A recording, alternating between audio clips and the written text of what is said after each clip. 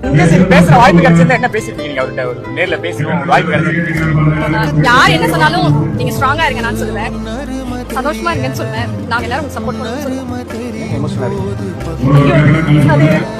அது ஒரு ஃபீல் அந்த கணக்கு நீங்க ஃபீல் பண்ணக்கூடிய அளவுக்கு கணக்கு இல்ல.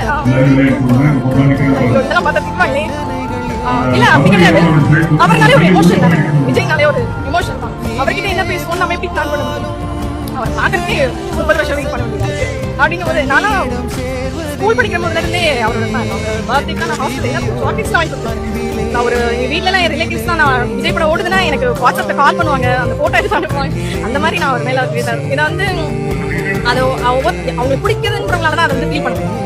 சும்மா எல்லாராலையும் நான் விஜய் ரசிகெல்லாம் சொல்லிட முடியாது. அது வந்து ஒரு ஃபீல், ஒரு எமோஷன். இவரை ஒருத்தர் எதிர்க்கிறாங்க அப்படின்னா ஏன் இப்படி சொல்றாங்க அப்படின்னு தான் நாங்க சர்ச் பண்றோம். அதனாலதான் எங்களுக்கு மற்ற பாயிண்ட்ஸ்லாம் மத்தவங்க பண்ற தப்பு லாஸ்ட்லாம் எங்களுக்கு அதனால தான் தெரியுது. இன்னைக்கு எல்லாருமே அவர் தான் எதிர்க்கிறாங்க. அப்போ அதுக்கு ஒரு வில் பவர் வேணும்ல, அந்த வில் பவருக்கு நாங்க எப்பயுமே சப்போர்ட்டா இருப்போம்.